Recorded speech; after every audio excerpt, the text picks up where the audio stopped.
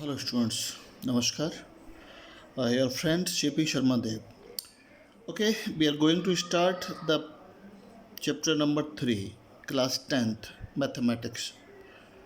Chapter is pair of linear equations in two variables.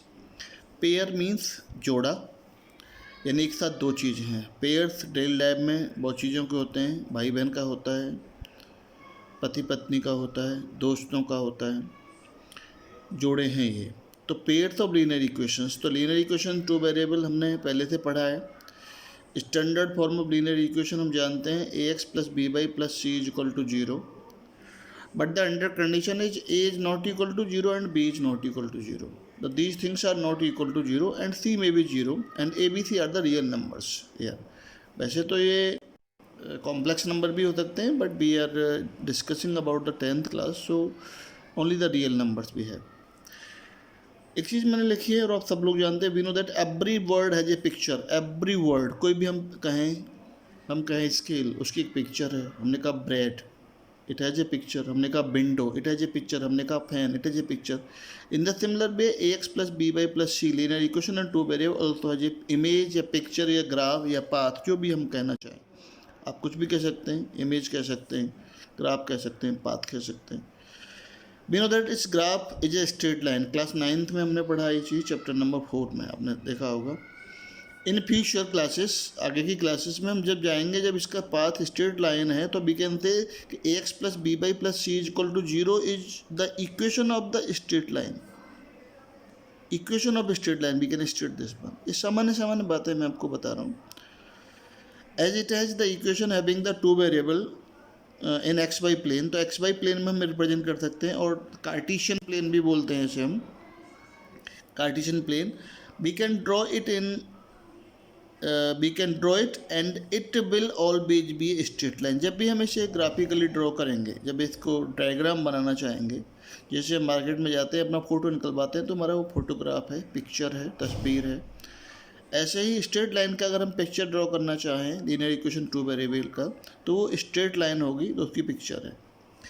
क्योंकि equation two variable में है, तो every point on it, line पर infinite point हो सकते हैं, तो every point on it has the coordinate as x and y. X और वाई के रूप में उसके कोऑर्डिनेट्स होंगे. ठीक है. एंड सेटिस्फाई द इक्वेशन, जो पॉइंट्स होंगे इस लाइन पर, कोई भी लाइन जब आप बनाएंगे तो उसको सेटिस्फाई भी करेंगे. लाइक दिस पॉइंट, अगर ये आपकी लाइन है ऐसे, तो this point is on this line, तो it will satisfy. This point is also on this line, it will also satisfy.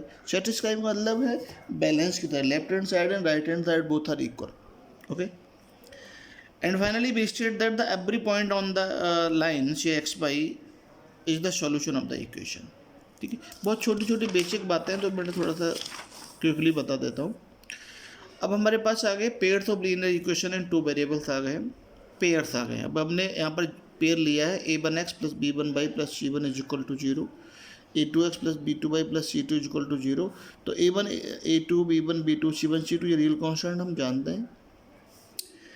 When we will draw the graph of both equations one by one separately on the same axis, the three situations of their path are possible. The three situations of the graph are possible. जो graphical representation है वो तीन situation हो सकती हैं. First मैंने लिया है इंटरसेक्टिंग लाइन्स इंटरसेक्टिंग हो सकती हैं. एक्स वाई प्लेन मैंने बनाया है, this is the origin, this is the x axis, x dash, x O x dash, this is x axis, y O y dash, this is the y axis. तो इस plane में जब हमने red line से हमने एक line equation draw की है, ये हम यहाँ लिख सकते हैं a one x plus b one y plus c one is equal to zero. यहाँ हम कह सकते हैं a two x plus k b two y plus k c two is equal to zero. जब हम draw when two lines intersect in the same plane, it means there is a point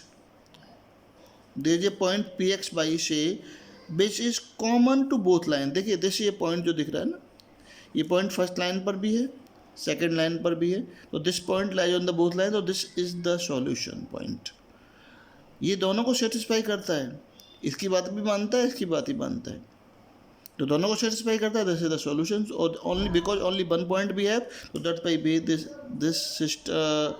has unique solution, और it means only one solution exist. और जब एक ही solution होता है system को, तो हम कहते हैं कि system is set to be consistent. Consistent का मतलब जो सॉल्यूशन था उसकी समस्या का समाधान चाहे एक ही है, एक ही पॉइंट सेटिस्फाई करता है, but this the problem is solvable, कि सॉल्व हो सकती है, एक पॉइंट उसे सेटिस्फाई करता है, तो हम कहते हैं system is consistent. Coincident line हो सकती है, डबल एरो लगाया है मैंने यहाँ भी और यहाँ भी, इसका मतलब दोनों लाइन एक दूसरे के ऊपर ओवरलैप कर रही है, एक के ऊपर एक लाइन रहती है, दूसरी लाइन भी इसके ऊपर ओवरलैप कर रही है। टू लाइन्स में be overlap each other. In this situation every point on the first line is also lies on the another line, यानी यह जो पॉइंट है जो फर्स्ट लाइन पर भी है, this is also on the second line, this is on the first line on the second line, तो infinitely many point will satisfy these two lines. तो infinite many points, तो we will say finally we can state the system has infinitely many solutions, इसके many solutions हैं, ठीक है। And again it is set to be consistent, क्योंकि जब solution है तो सिस्टम हमारा जो है pair of linear equation of two variables, हम system of pair of linear equation of two variables कहते हैं, वो कंसिस्टेंट क्यों है? That means we are able to solve them, we are able to find the solution which satisfy both the equations, either the one unique solution or the infinite solution. We have the infinite solutions here. Now the third situation may be the parallel lines. Two lines, वही xy plane बनाया गया, two lines आप देख रहे हैं, this is the first line and this is the second line. Two lines in the same plane may be parallel to each other, हो सकती हैं, तो in this situation there is no point which satisfy both equations, कोई ऐसा point नहीं, this is the point on the first line but not on the second line, this is the point on the second line but not satisfy the first line, so there is no point we are seeing here which satisfy both the equation, तो system has no solution, so हमने यहाँ लिखा है therefore it has no solution। जब solution नहीं है इसका मतलब हमारी जो प्रॉब्लम है वो एज इट इज बनी हुई है, वो समाधान नहीं हो रही है, hence the system is stated that inconsistent, system को इनकंसिस्टेंट हम यहाँ पर कहते हैं। चलो एक छोटी सी बात हमने लेके चलिए, ये बात हमने 9th में पढ़ी है, how to find the solution of an equation with some advices, कुछ सलाह आपके लिए हैं, सिंपल 9th क्लास की बात है, बहुत समय नहीं लेंगे। Find the solutions of 3x + 5y = 60, counting नहीं की मैंने, तो हम सिंपली 3x = निकाला 60 - 5y, इस तरीके से आ गया, x फाइंड किया तो 60 - 5y/3। Now we are free to put the value of y, any value put कर सकते हैं y की, और जब y की वैल्यू को हम सॉल्व करेंगे तो we will get the corresponding value of x, वही मैंने लिखा है यहाँ पर। तो जब y = 0 पुट किया गया यहाँ पर, तो x की वैल्यू आई 60 - 5 × 0/3, तो 60/5 दैट इक्वल टू 20। तो हमारे पास जो सॉल्यूशंस बने वो बना एक 20 और एक 0, बाद में मैंने टेबुलेट किया ऐसे। y = 1 रखने पर हमने x पोल निकाला, 60 - 5 × 1/3, तो 55/3, तो एक सॉल्यूशन आया x 55/3 y 1, always right in the pair. ऐसे ही y = 2 पर भी है, y = 3, ये सारे सॉल्यूशंस मैंने फाइंड किए हैं आपके लिए, और उसे फिर इसका टेबुलेट किया है, और टेबुलेट करने के बाद मैंने एक लाइन लिखी है नीचे, आप इसे निकाल सकते हैं, इसलिए आराम से इक्वेशन आप लिख लेंगे तो you will find easily, it's not the matter, that why I am not explaining all these, just I am telling you the process how to find the solutions.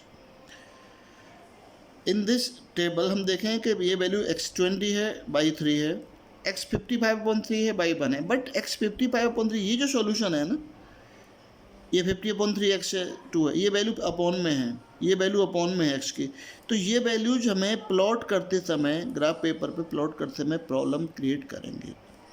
तो we have evaluated many solutions of an equation, लेकिन result क्या निकला हमने, but I have written here the solutions 55/3 and 1 as you have seen in this one. First we will write x then y, 50/3 and 2 and 10/3 and 0. X are the not suitable to plot on the graph paper. Graph paper पर ना suitably plot नहीं किया जा सकता, और suitably नहीं किया जा सकता तो there is a problem to solve the question. So B should avoid such fractional value solutions as mentioned above. Note, we can draw the graph of an equation. तो हम ऐसे सॉल्यूशन जो डेसिमल में आ सकते हैं, डेसिमल के 1 place तक तो हम निकाल भी सकते हैं, ऐसी कोई दिक्कत नहीं है, लेकिन एक से अधिक प्लेस तक आते हैं तो उन्हें प्लॉट करना आसान नहीं है कार्टेशियन प्लेन पर। उसके लिए ग्राफ पेपर पर इजी वे में नहीं होगा और आप लोगों को तो बहुत दिक्कत आएगी। हम भी 2 पॉइंट तक ही कर सकते हैं प्लॉट, थोड़ा स्किल बड़ा लेकर के, लेकिन आपको वो कम नहीं करना है। मैंने कुछ बातें आपके लिए लिखी हैं नोट में। तो we can draw graph of an equation by finding only 2 solutions, 2 solution find करके, 2 वैल्यूज एक्स की 2 वैल्यूज वाई की। बट फॉर मच एक्यूरेसी के लिए we must evaluate the 3, remember this point my dear friends, 3 solutions of it, कम से कम 3 solution निकाले, अधिक नहीं 3 ही सफिशिएंट है, ज़्यादा की जरूरत नहीं है।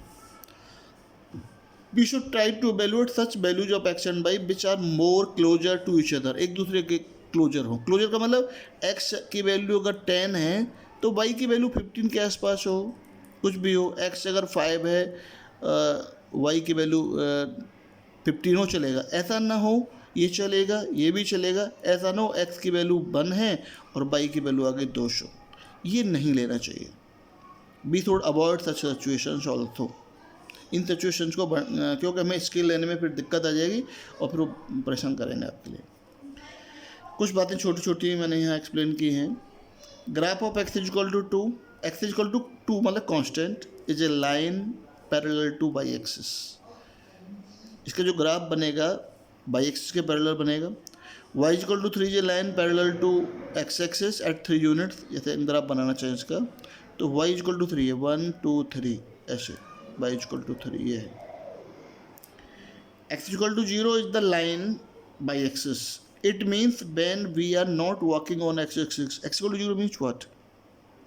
x is equal to 0 means we are not working on x. So where we are working on the y axis. So this is the equation of y axis. It means we are on y axis. So equation of x axis, y is equal to 0. Equation of y axis x is equal to 0। ये सारी चीज़ें आप पढ़ेंगे। Equation में हमेशा एक तराजू की पलड़े की तरह होता है, आपने पढ़ा है। बैलेंस LHS होती है, LHS और RHS दोनों हमेशा इक्वल होते हैं, RHS, और ये इक्वेशन के लिए होता है कंडीशन हमेशा, इसका ध्यान रखेंगे आप।